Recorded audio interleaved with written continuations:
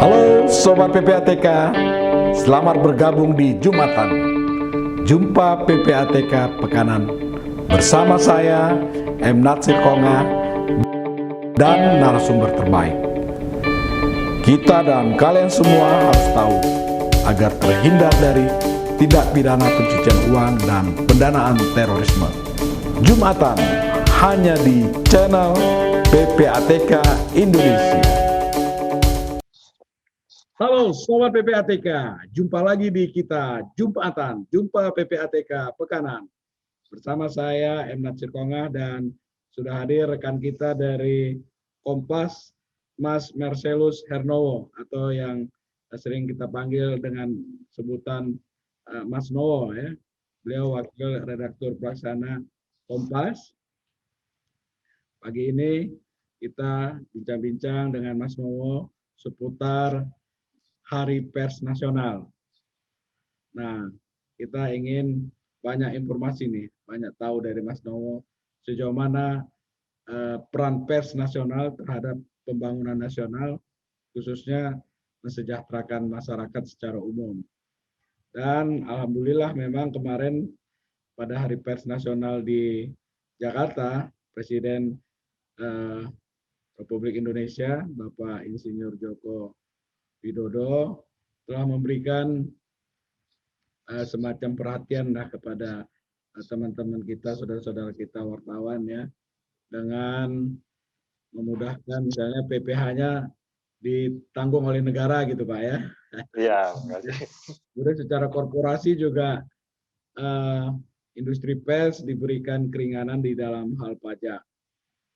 Dan yang lebih penting lagi, ada perhatian khusus nih dari pemerintah kepada teman-teman wartawan untuk menjadi juga prioritas untuk dibagikan vaksin ya. Nah, Mas Nowo, saya ingin tanggapan nih Mas Nowo ya, sejauh mana nih peran pers ya di dalam pembangunan nasional khususnya mensejahterakan masyarakat kita. Yang notabene juga tentu banyak wartawan kita juga perlu disejahterakan nih ya Mas Nowo. Karena saya tahu benar dari riset yang dilakukan oleh teman-teman AJI Mas Nowo itu tahun 2000 berapa tahun kemarin itu gaji wartawan tuh 1,5 juta sampai dengan UMR gitu ya. Artinya masih jauh lah kesejahteraan itu perlu ditingkatkan. Silakan Mas Nowo, kira-kira semangat teman-teman wartawan ini untuk membangun nasional. Oke, terima kasih banyak Bang Vio. Selamat pagi Sobat PPATK semua. Memang saat ini di era pandemi ini pers kita mengalami dua masalah sekaligus ya.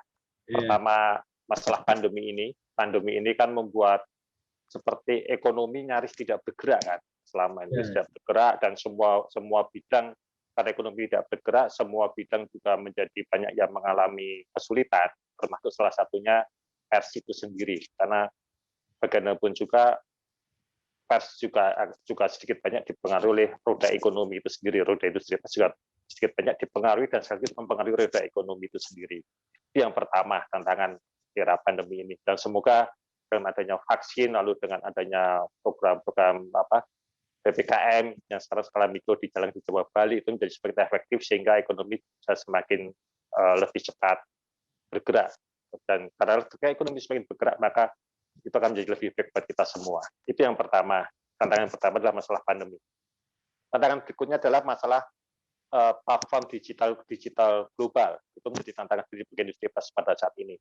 Kalau kita melihat saat ini kan platform digital global itu maksudnya seperti Facebook, seperti YouTube, atau seperti Google. Platform digital global itu sangat berdekatan pers karena apa? Karena sekarang karena mereka banyak mengambil misalnya seperti Google itu ya, itu kan banyak mengambil berita-berita kita, lalu berita-berita dari pers, berita pers menjadi apa ya, orang banyak mencari lewat Google atau lewat YouTube atau lewat Facebook dan itu baru masuk ke laman kita. Nah, kehadiran platform digital global ini sedikit banyak berpengaruh karena apa? Karena sekarang banyak iklan itu yang akhirnya tersedot ke platform digital global. Kalau ada data data terakhir menunjukkan bahwa banyak sekali atau besar sekali iklan yang masuk ke sana, dan ini juga tantangan buat negara kan. Kenapa tantangan buat pemerintah juga adalah bahwa bagaimana masalah pajak itu sudah menjadi tantangan kita. Tapi belajar di negara-negara seperti di Australia ini akan menjadi sebuah pembagian yang lebih adil bagaimana antara platform digital global dengan industri pers di masing-masing negara. Ada pembagian sharing yang lebih adil. Ini menjadi penting karena apa? Di tengah pada saat ini tetap pers nasional di masing-masing negara eksistensinya tetap dibutuhkan karena apa? Karena kehadiran pers tidak hanya menyangkut masalah sosial ekonomi, tetapi juga masalah bagaimana kita menjaga demokrasi itu sendiri dan menjaga ruang publik supaya tetap sehat. Kira-kira seperti itu. Karena apa? Kalau kita lihat belakangan ini kan sempat lihat masalah hoax, masalah berita bohong, dan lain-lain yang kadang-kadang menggunakan platform digital global. Nah, tanggung jawab pers tetap harus dijaga supaya pers tetap menjaga ruang publik tetap menjadi sehat dan demokrasi kita menjadi lebih terjaga dan hidup bersama kita tetap menjadi nyaman. Kira-kira itu tantangan pers pada saat ini. Presiden sudah membuka diri untuk dikritik ya. Tapi ada yang menyebutkan tuh Mas Dobo, mengkritik bebas, tapi setelah itu tidak bertanggung jawab gitu. Dalam demokrasi, dalam hidup kita selalu ada ria-ria, selalu ada dinamika, dan seperti itu masih dalam koridor yang kita sepakati bersama, tentunya kita harus terima itu semua ya. Dan memang ada beberapa catatan dalam proses demokrasi kita. Kemarin ada indeks demokrasi barusan keluar minggu lalu, sudah berlalu, mengatakan bahwa ternyata indeks demokrasi kita semakin sedikit turun gitu ya, semakin sedikit turun dibandingkan tahun sebelumnya. Lalu indeks persepsi korupsi kita juga turun kebetulan dari Transparansi Internasional. Dari 40 ke 37. Dari 40 ke 37. Ini merupakan penurunan kedua yang terjadi sejak tahun 99. Kalau nggak salah, penurunan pertama tahun 2007 kita sempat turun sedikit dari dibanding 2006. Nah, ini juga menjadi catatan. Memang menjadi catatan buat kita, menjadi tantangan buat kita. Tapi bagaimanapun juga kan demokrasi kan memang selalu ada area, selalu ada dinamika, dan itu memang hal yang wajar dalam demokrasi. Yang penting adalah bagaimana itu dijalankan atau disosialisasikan sudah dengan aturan yang ada, dan kita tetap sepakat bahwa ya sudah, kalau kita memang demokrasi ini sebagai sistem yang kita sepakati bersama, memang mari kita jaga bersama, mari kita jalankan, dan disitulah fungsi pers salah satunya juga menjaga demokrasi, menjaga hidup kita bersama. Kira-kira di situ. Ini Mas Noah, ini saya tadi kembali untuk meningkatkan kesejahteraan masyarakat secara luas ya. Nah, sudah sejak tahun 2010 sebenarnya ya, kalau undang-undang anti pencucian uang itu sudah sejak tahun 2002 ya, diundangkannya undang-undang nomor 15, kemudian diamandemen menjadi undang-undang nomor 25 tahun 2003, dan sekarang undang-undang nomor 8 tahun 2010 tentang pencegahan dan pemberantasan tindak pidana pencucian uang. Nah, ini sebenarnya salah satu alat ya, tool ya, untuk bisa mensejahterakan masyarakat secara umum bila aparat penegak hukum menggunakan secara optimal. Contoh beberapa tahun ini dari hasil analisis, hasil pemeriksaan PPATK, kemudian disampaikan kepada Direktorat Jenderal Pajak, itu pajak mampu menambah income ya dari pajak itu sekitar triliunan lebih gitu ya. Artinya dari data yang disupport oleh PPATK.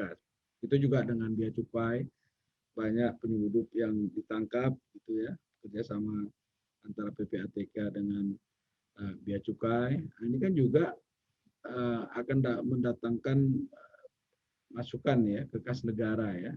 Begitu juga dengan kerjasama PPATK dengan KPK, dengan Polri dan Jaksa Agung yang mampu menyita aset-aset para koruptor ya dari banyak kasus yang ada.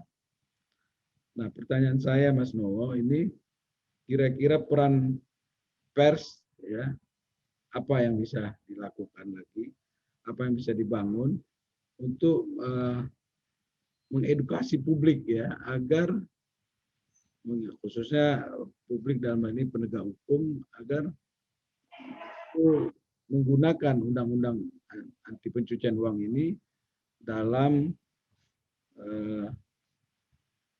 baik untuk mempercepat atau mempermudah proses penyelidikan dan penyidikan korupsi, tindak pidana asal korupsi misalnya, atau tindak pidana asal lainnya, yang diharapkan hasilnya itu untuk kesejahteraan masyarakat secara luas, gitu, Mas Nowo. Oke, terima kasih, Bang. Mungkin kita mau cerita sebentar dulu ya, Bang ya. Berapa kali sih Kompas kan berapa kali mengadakan sebuah survei atau jajak pendapat gitu Litbang Kompas. Nah, dalam beberapa tahun terakhir ini kita sempat melakukan sebuah kajian apa sih sebenarnya masalah bangsa Indonesia yang paling utama itu, yang dihadapi oleh bangsa utama itu. Dari beberapa survei itu kami sebenarnya menemukan sebenarnya sebuah mungkin 5 masalah utama bangsa ini ya. Pertama adalah ketimpangan kaya dan miskin. Itu semakin dirasakan orang. Ketimpangan kaya dan miskin dirasakan orang. Kedua adalah korupsi. Ketiga adalah narkoba. Lalu keempat terorisme. Dan yang kelima itu semangat kebangsaan kita yang sedikit banyak banyak orang menilai semangat kebangsaan kita mulai turun dibandingkan periode sebelumnya. Ini hampir sama dengan hasil penelitian kita dari National Risk Assessment yang kita lakukan. Itu pertama memang korupsi, kemudian narkoba, terus kejahatan di bidang pajak, perbankan. Jadi pendekatannya hampir sama nih. Hampir sama ya. Terima kasih Pak. Soalnya kalau kamu bahas survei dengan metode yang sama dan kita jujur dengan metode kita dan respon yang kita juga tepat, biasanya hasilnya memang nggak akan jauh-jauh amat, pasti cenderung akan sama hasilnya. Hasilnya akan sama. Nah, kita kembali ke hasil jajak pendapat Kompas tadi. Hasil jajak pendapat Kompas tentang korupsi menjadi masalah utama. Tadi dari korupsi kita juga mulai turun. Lalu ketimpangan kaya dan miskin. Memang ada beberapa upaya sudah dilakukan ya. Tapi misalnya dengan bagaimana di era pandemi ini UMKM diberi kesempatan untuk kelas menengah bawah supaya tetap bisa tumbuh gitu ya. Lalu ada pembangunan infrastruktur gitu ya. Tetapi pandemi memang menjadi tantangan sendiri bagaimana kita mengatasi masalah kaya dan miskin ini. Rasio Gini kita sempat agak sedikit naik walaupun mereka cuma 0, sekian pada pandemi ini. Lalu, dalam narkoba juga menjadi masalah, terorisme juga menjadi masalah, dan itu semua semangat kebangsaan kita. Nah, kalau dari 5 hal itu digabung menjadi satu, sebenarnya apakah 5 itu saling terpisah? Menurut kajian kami atau menurut apa yang saya rasakan itu, sebenarnya itu saling terkait sebenarnya. Kalau satu ada masalah yang lain. Nah, dalam hal ini misalnya gini, kami di Kompas sangat concern dengan korupsi. Karena apa? Korupsi itu tidak hanya, data korupsi kami cukup banyak. Kalau Bang Bio lihat ya, ada berita tentang masalah korupsi baik yang diusut oleh KPK maupun oleh Kejaksaan Agung terkait dengan kasus Asafi. Jadi kami cukup memberi perhatian dalam isu seperti itu. Karena apa? Karena korupsi itu akan banyak menyelesaikan persoalan bangsa. Kami meyakini seperti itu. Kenapa, Bang? Karena kami tertarik dengan apa yang telah disampaikan oleh rohaniawan Heri Priyono almarhum. Dia mengatakan, apa sih yang dirusak dalam sebuah korupsi? Korupsi itu tidak hanya merugikan keuangan negara, tidak hanya merugikan keuangan masyarakat, tapi adalah korupsi itu merusak sebuah sistem hidup kita bersama. Itu dampak dari sebuah korupsi.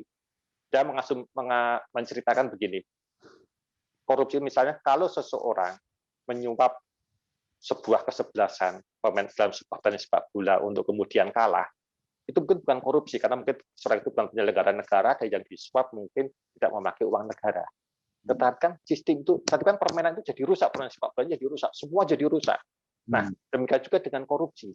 Korupsi tidak hanya merugikan keuangan negara, tapi merusak sistem semua. Karena korupsi, lembaga pemerintah atau lembaga publik tidak bekerja secara optimal. Karena korupsi lalu menimbulkan kekecewaan di masyarakat, pada akhirnya semua kan jadi rusak. Karena semua jadi rusak, akhirnya apa? Karena lembaga publik tidak bekerja dengan optimal, akhirnya melayani publiknya tidak dengan baik, dan akhirnya ketimpangan di masa kecil semakin susah diatasi, karena korupsi juga, karena demonstrasi susah diatasi, karena ketimpangan publik di atas, karena lembaga publik bekerja dengan tidak optimal, akhirnya tingkat kepercayaan masyarakat terhadap lembaga publik itu menjadi agak terganggu. Ketika tingkat kepercayaan masyarakat terhadap lembaga publik menjadi terganggu, akhirnya itu bisa berpengaruh kepada semangat kebangsaan kita. Lalu, buat apa kita berada sebuah lembaga publik, karena ternyata dia tidak optimal, dan ternyata kita tetap kaya dan miskinnya tetap melebar lah. Nah, selain korupsi pada lembaga publik, lalu itu juga memunculkan isu-isu. Kalau kita bicara isu-isu terorisme, yang munculnya sebenarnya bersama isu-isu masalah keadilan. Ketika kaya dan miskin itu masih menjadi lebar jurangnya, maka isu-isu keadilan akan semakin muncul, dan itu juga menimbulkan efek yang seperti terorisme. Nah, dalam konteks inilah pemberantasan korupsi menjadi penting. Nah, ketika pemberantasan korupsi itu menjadi penting dilakukan dan menjadi agenda kita bersama, hal yang penting dalam pemberantasan korupsi itu apa? Selain menimbulkan efek jera, menurut kami, dengan hukuman yang seadil-adilnya dan yang maksimal, yang kedua adalah bagaimana memiskinkan koruptor jadi sebuah hal yang penting. Karena kurang jelas tadi. Memiskinkan koruptor. Memiskinkan, ya. Jadi hal yang penting. Memiskinkan koruptor, dan yang ketiga adalah mengembalikan keuangan negara. Iya. Itu menjadi hal yang penting. Jadi tidak hanya menghukum koruptor dengan hukuman sebesar-besarnya, tapi bagaimana membuat dia lebih cerah dengan memiskinkan koruptor. Karena koruptor itu menurut kami mungkin paling takut untuk dimiskinkan karena sebenarnya.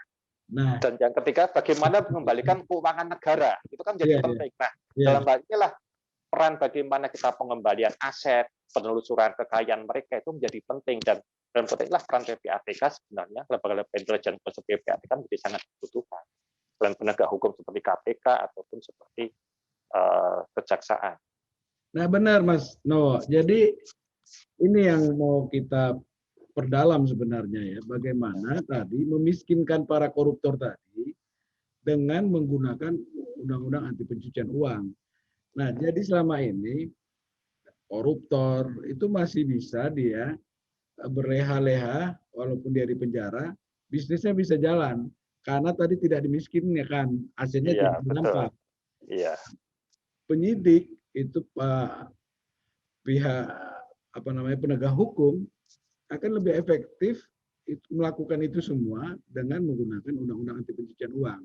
Nah, saya kira di sinilah peran dari media, teman-teman wartawan, untuk terus mendorong, untuk terus mengingatkan agar semua pihak, khususnya para penyidik itu menggunakan undang-undang anti pencucian uang. Seperti itu. Jadi apanya sudah hampir sama, sejalan kita nih, Mas Nowo. Iya, memang saya sempat beberapa kali ngobrol dengan beberapa teman atau beberapa kali dengan penegak hukum, mengapa sih tidak semua kasus korupsi dikenakan TPPU gitu ya? Iya, iya. Kan tidak semua kasus sebenarnya. Kalau kita melihat masih sedikit beberapa kasus korupsi yang selain pakai undang-undang korupsi juga selanjutnya pakai undang-undang TPPU. Mereka sekarang punya alasan bahwa memang butuh upaya ekstra sebenarnya untuk melakukan TPPU, karena pelacakan aset itu sebenarnya butuh waktu dan bukan upaya yang mudah. Dan seperti itu. Tetapi bahwa kita memang sebenarnya harus mengarah ke sana. Karena apa? Karena tujuannya bahwa korupsi itu sebenarnya bahwa kita selain memisahkan koruptor, selain membuat mereka jerah, tapi bagaimana mengembalikan keuangan negara mengembalikan keuangan negara yang dirugikan akibat praktek korupsi itu sendiri. Nah, itulah sebenarnya peran TPPU sangat dibutuhkan di situ.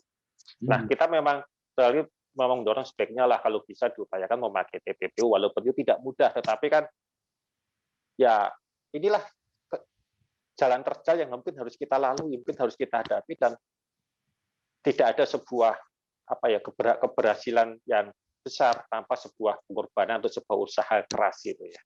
Iya. Seperti itu. Iya, Mas Nowo. Terima kasih nih Mas Nowo, banyak sekali udah sharing informasi yang disampaikan ya. Semoga apa yang kita bahas, kita bincangkan pada pagi hari ini punya nilai tambah bagi masyarakat secara umum, dan kami berharap terus ya agar teman-teman wartawan, khususnya kawan-kawan di Kompas, menyuarakan tentang anti pencucian uang ini untuk kesejahteraan kita semua. Demikian mungkin Mas Nowo satu apa lagi Mas Nowo, kira-kira apa yang bisa disampaikan kepada sobat PPATK ya, agar tetap semangat di dalam menjaga negeri ini menjadi lebih baik. Mungkin satu aja, Ya. jangan pernah lelah mencintai Indonesia, jangan pernah lelah mencintai bangsa kita. Ada judul lagu tuh ya. Oke Mas Nowo, terima kasih banyak. Dan jangan pernah lelah kehilangan harapan terhadap negeri ini. Iya, karena harapan itulah sesuatu yang bisa membuat kita kembali semangat ya. Iya, betul. Ya. Baik, Sobat PPATK, terima kasih atas kehadiran perhatiannya. Jumpa lagi di Jumatan. Jumpa PPATK Pekanan. Kalau bersih, kenapa harus bersih?